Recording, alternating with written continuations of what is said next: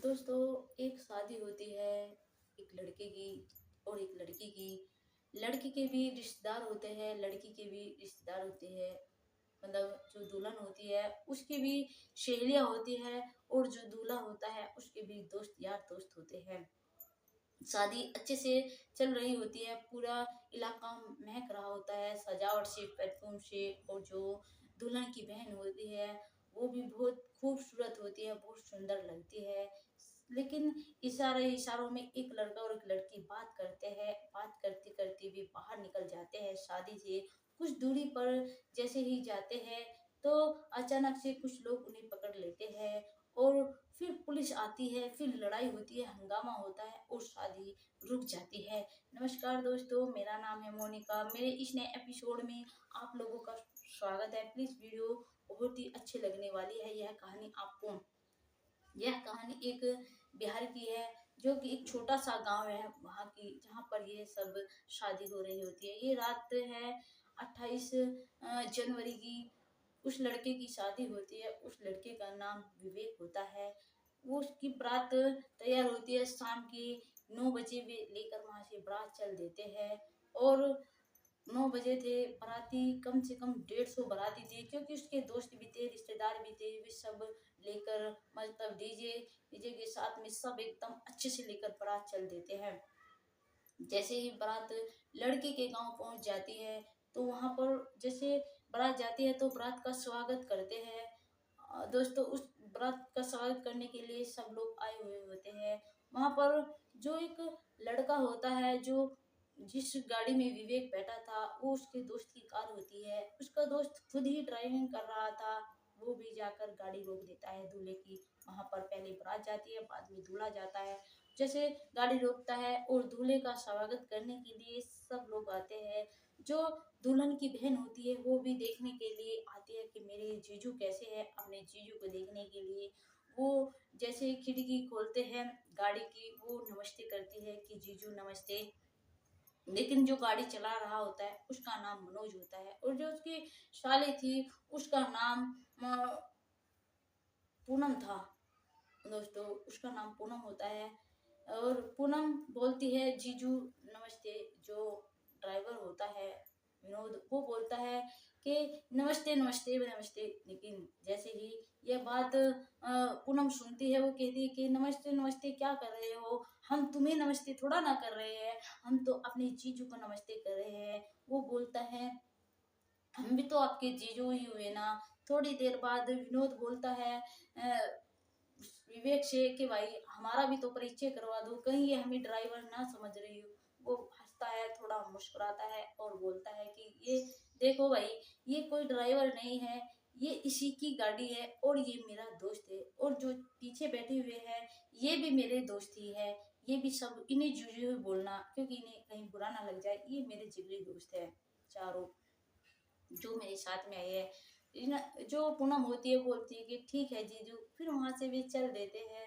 फिर जो दूल्हा है वो उसको अंदर ले जाया जाता है। थोड़ी देर बाद ही मतलब नाश्ता शुरू हो जाता है। नाश्ते पर बाराती लोग पहुंच जाते हैं, और जैसे ही बाराती लोग खाना खा रहे होते हैं, जो दूल्हे की साली थी, जो पूनम थी, वो भी अपनी मौसी को, अपनी बुआ को साथ में लेकर आती है खाना खिलाने के लिए, क्योंकि उनको भी भूख लग रही होती है। भी खाना चल रहा होता है, लेकिन जो विनोद होता है वो भी वहां पर खाना खा रहा होता है। वो पूनम को देखता है, देखता है कि बहुत ही सुंदर थी, क्योंकि जो कोई देखता था उसे देखता ही रह जाता था। फिर उनके पास में जाता है और बोलता है क्या खाना खाओगे आप। वो बोलती है पूनम कि हाँ, खाना तो जरूर खाएंगे, लाओ देव। वो अपनी प्लेट जो है पूनम को पकड़ा देता है। पूनम खाना खाने लगती है, फिर बोलती है यार क्या तुम मेरी मौसी को और बुआ को भी खाना लाकर दे दोगे, तुम्हारा बहुत बहुत धन्यवाद होगा, क्योंकि ज्यादा भीड़ है, लाने में दिक्कत होगी, आप लड़के को प्लीज लाकर दे दो। वो मना नहीं करता, वो लाकर दे दे रहा होता है। नहीं, कभी खाना लाकर देता है, कभी पानी लाकर दे, जो कुछ खत्म हो जाता है मतलब अलग अलग डिश लाकर देता है उन्हें, ताकि ये खा सके आराम से बैठकर। जो उसके मतलब विवेक के और दोस्त भी थे, 3 दोस्त, और वो देख रहे होते, कहते हैं कि यार इसे तो कहीं लड़की दिखी नहीं, और इसके नैन मटक का शुरू हो जाता है। ये तो लग गया अपने काम पर। जो विनोद होता है वो उनको खाना खिलाता है। और फिर जो लड़की होती है पूनम, वो कहती है कि अब तो हम थक लिए हैं, प्लीज अब आप खा लीजिए, क्योंकि थोड़ी देर बाद ही खाना बंद हो जाएगा। वो खाना प्लेट लेकर जाता है, खाना खा थोड़ा सा खाना खाता है और फिर तुरंत ही विवेक का फोन चला जाता है विनोद के पास में। विवेक बोलता है कि यार बहुत देर हो गई खाना खाते हुए, तुम सब खाना खाने के लिए रह गए और मैं यहाँ पर अकेला बैठा हूँ, बोर हो रहा हूँ, थोड़ी देर बाद में पंडित बुला लेगा। क्योंकि वहां पर ऐसा रिवाज था कि जो दूल्हा था और दुल्हन थी उनको शादी संपन्न होने के बाद दोनों को साथ में खाना खिलाया जाता था। तो इसलिए दूल्हा वहीं पर था, वे सब लोग खाना खाने के लिए गए थे। जैसे वो थोड़ा सा खाता है, फिर प्लेट रख कर कहता है कि चलो मैं तो चलता हूँ यार, फोन आया, अर्जेंट बुलाया है विवेक ने। क्योंकि वे कहते हैं कि चलो, उनका तो हो चुका होता है, लेकिन जो विनोद होता है उसने बेचारे का पेट ही नहीं भरा होता है, क्योंकि वो तो उन्हें खाने देने में लगा हुआ था। फिर वे वहां पर पहुंच जाते हैं। पंडित थोड़ी देर बाद ही पंडित आवाज लगाता है और पंडित कहता है कि दूल्हे को लेकर आओ। दूल्हे को गाड़ी स्टार्ट की जाती है और दूल्हा बैठकर जाता है जहाँ पर मंडप लगा हुआ था। क्योंकि उन्होंने बारात ठहरने का इंतजाम कहीं और किया था, और शादी जो थी, जो फेरे होते हैं लड़की के, वो घर पर होते हैं और बारात कहीं और टिकाई थी। तो गाड़ी में बैठकर लाता है दूल्हे को विनोद, अपने दोस्त को वहां पर लाकर मंडप में बैठाता है। मतलब लड़की भी आ जाती है, मतलब शादी रस्म शुरू होने लगती है। विनोद दूल्हे की बराबर में बैठता है, जो पूनम होती है वो दुल्हन की बराबर में बैठती है, क्योंकि वो दुल्हन की बहन होती है। वहां पर चल रहा होता है, लेकिन उनके इशारे चलना शुरू हो जाते हैं। जो विनोद होता है वो पूनम को बोलता है कि प्लीज क्या एक गिलास पानी मिलेगा। पूनम जो है पानी लाकर दे देती है और कहती है कि आपने का तो खाना भी नहीं हुआ था, आपको तो भूख लग रही है, कुछ ला कर दो। वो मना कर देता है कि नहीं, ऐसा तो चलता रहता है, कोई भी नहीं, खाना की जरूरत नहीं है। लेकिन जो पूनम होती है वो वहां से उठकर जाती है, अपनी बहन के बराबर में अपनी मतलब सहेली को बैठाती है और अंदर जाती है, चाय बनाकर लाती है सब मेहमानों के लिए जो वहां पर बैठे हुए थे। मैन को चाय देती है, विनोद को भी चाय देती है और कहती है कि जो मैंने तुमको कप दिया उसके नीचे देखो क्या लिखा है। विनोद देखता है, उसने अपना नंबर लिखा होता है। वो नंबर अपने फोन में कर लेता है और फोन में फीड कर लेता है।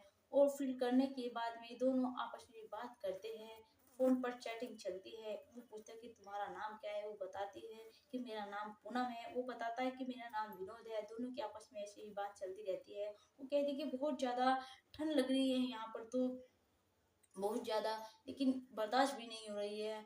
जो लड़का है विनोद है वो कह रहा है उसको फोन से कि ऐसी क्या बात है, ठंड लग रही है, चलो बाहर चलते हैं, तुम्हारी गर्मी ना छुड़ा दे, तुम्हें पसीने ना छुड़ा दे तो तुम कहना कि।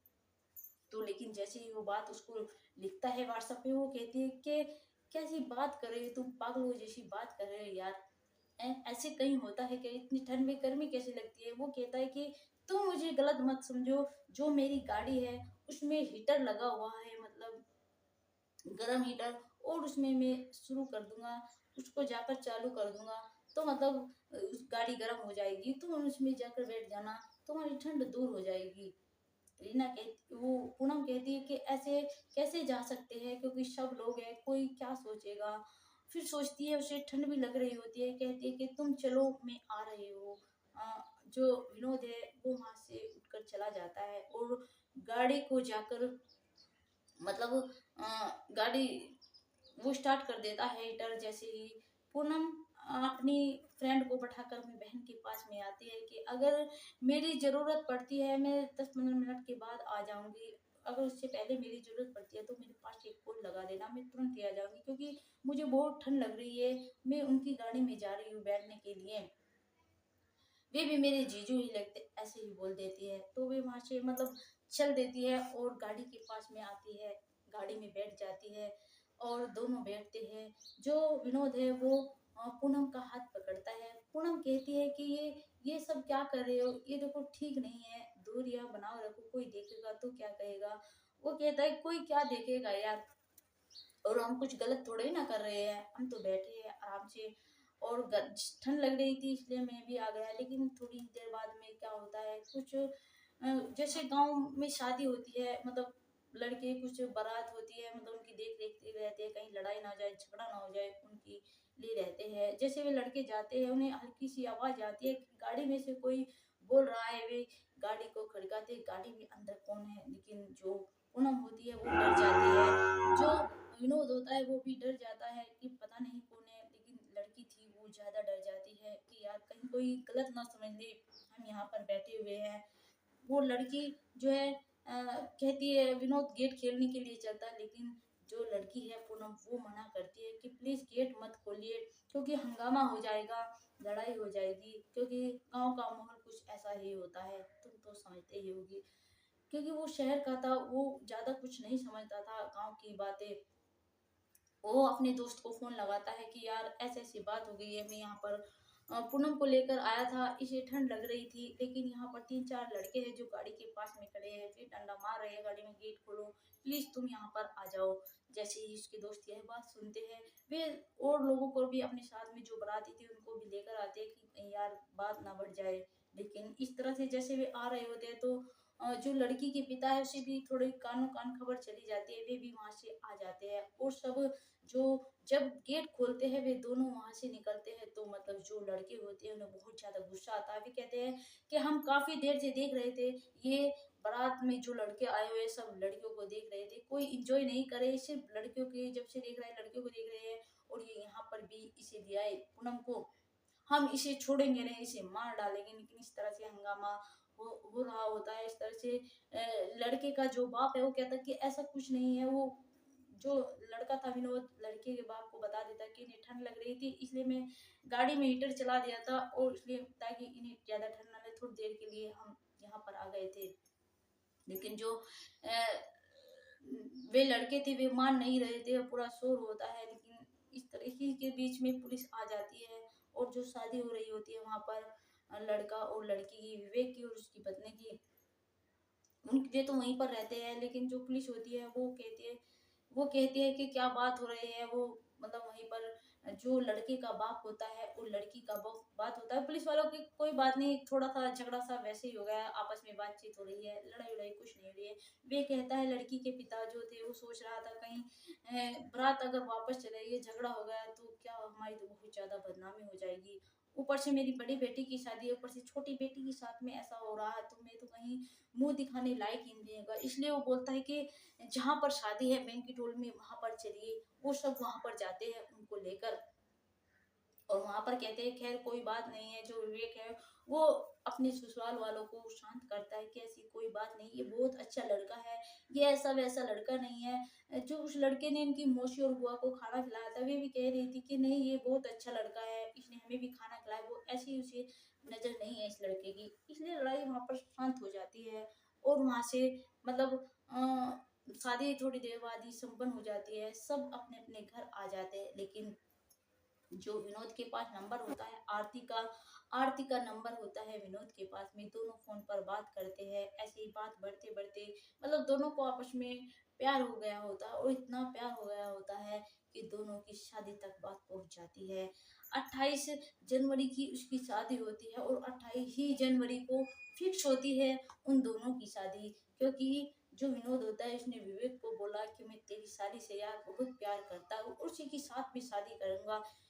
क्योंकि जो उसके पिता होते हैं पूनम के, वो एक इतने बड़े मतलब इतने अमीर आदमी नहीं थे, लेकिन जो विनोद था उस बहुत अमीर घर का लड़का था, इसलिए उसके पिता मना नहीं करते। और पूनम भी एक बहुत सुंदर और एक होशियार लड़की थी। उन दोनों की शादी पूरी 28 जनवरी की रात थी। 2024 था। दोनों की शादी वहीं पर उसी मंडप में उसी जगह दोनों की शादी हो गई होती है। और जो पूनम कहती है विनोद को यार बहुत ज्यादा ठंड लग रही है, कहता है जो विनोद होता है वो मुस्कुरा कर कहता है कि चलो गाड़ी में चलते हैं, वहां पर हीटर चला दूंगा, तुम्हारी गर्मी सारी खत्म हो जाएगी। लेकिन जो वहां पर लोग बैठे हुए थे सबको वही ख्याल आ जाता है, और सब हंसने लगते हैं, खिलखिलाने लगते हैं। दोनों की शादी अच्छे से संपन्न हो जाती है, और दोनों अच्छे से खुशी से जिंदगी गुजार रहे होते हैं। दोस्तों हमारी ये कहानी आपको कैसी लगी प्लीज वीडियो में जरूर बताइएगा। जय हिंद, जय भारत।